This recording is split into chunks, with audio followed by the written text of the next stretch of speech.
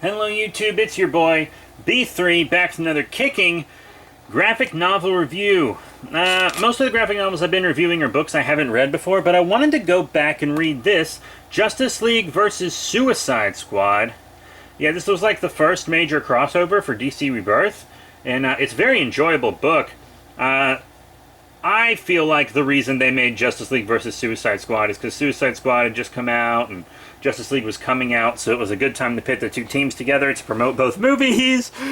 But it also led into the Justice League of America book, which I also enjoy.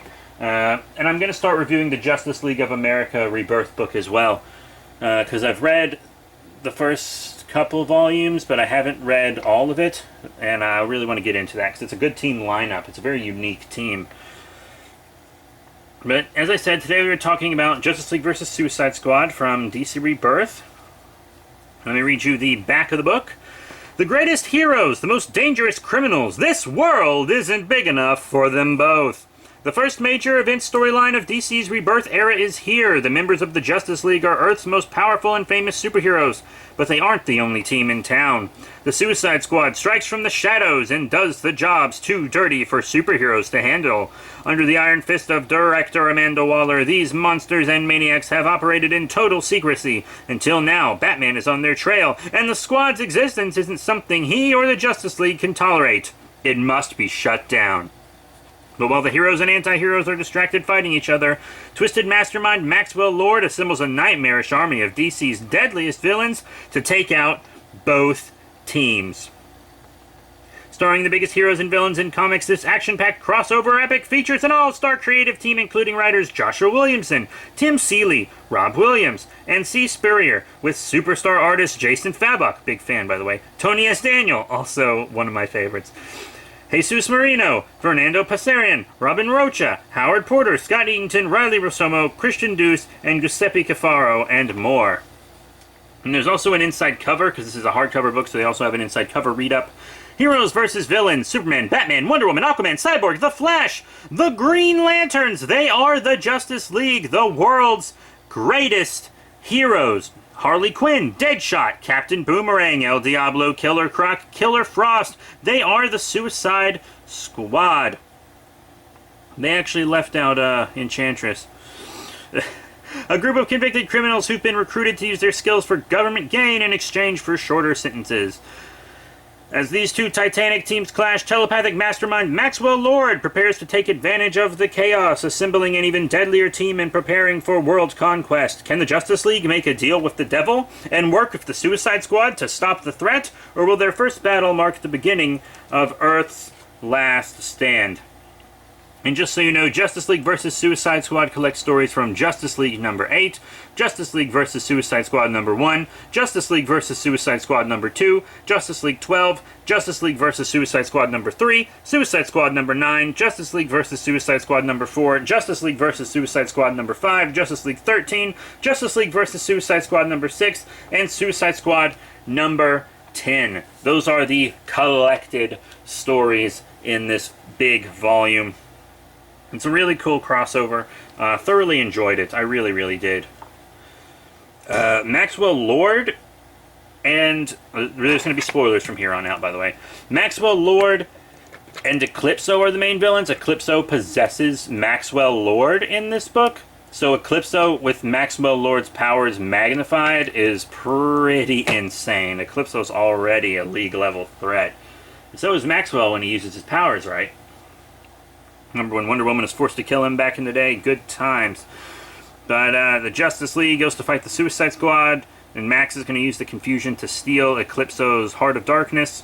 But then the teams end up coming together to fight his team, and his team is actually the original Suicide Squad lineup, which is a pretty heavy lineup, to be completely honest. You got Lobo and all kinds of people. Lobo, Emerald Empress, Polaris, and some others. Really in quite a powerful team. But this was before she used the brain implants, so they actually betrayed her on a mission because what they found on that mission would give them more power and resources than Amanda Waller could. And I just want to say something real quick. Amanda Waller and Lobo are both in this book, and they're back to their classic ways. You remember in the New 52 how everyone had to be super pretty? Especially the men. You remember that in the New 52? They made this new pretty boy Lobo, who was basically like Loki almost. And then they made this new pencil-thin Amanda Waller. And I was like, I don't like either of these. Pretty Boy Lobo is not what I want to see. You can miss me on that. And then Toothpick Amanda Waller wasn't near as intimidating as Big Girl Amanda Waller. I like me some big girls, you know what I'm saying? And Amanda Waller, she's dope as hell. And being a big girl kind of drives that home. Also, it's more diverse, which is nice. Like, Amanda Waller is kick-ass. And I missed Big Girl Amanda Waller. And I'm glad she's back for this book. But Maxwell Lord and Eclipso turned out to be very powerful villains, took control of lots of Justice League and Suicide members.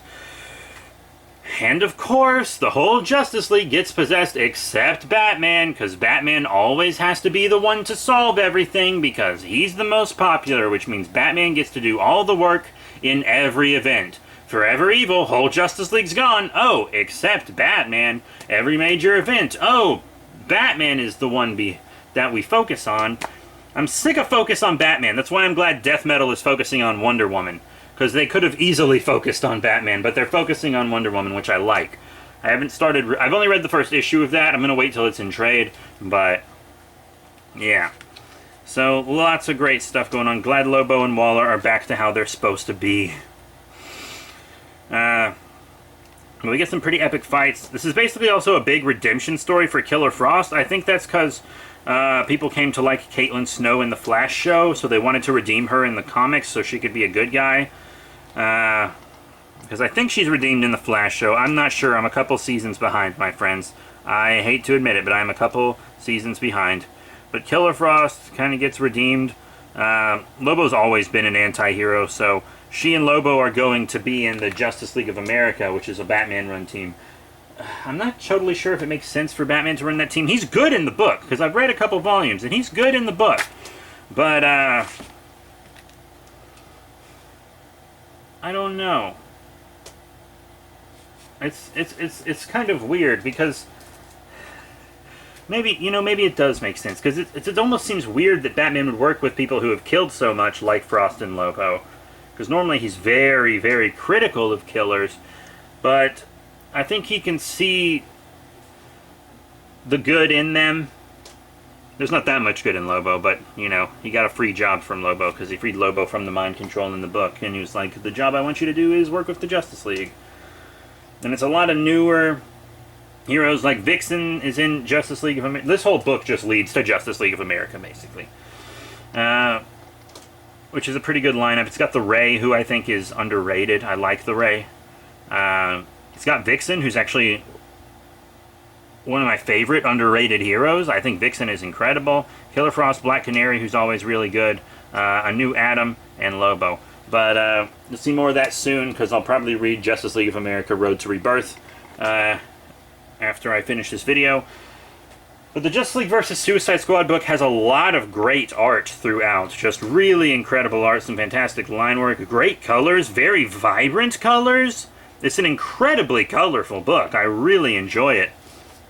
I mean, that's some really nice art. They did a fantastic job just on this book in general.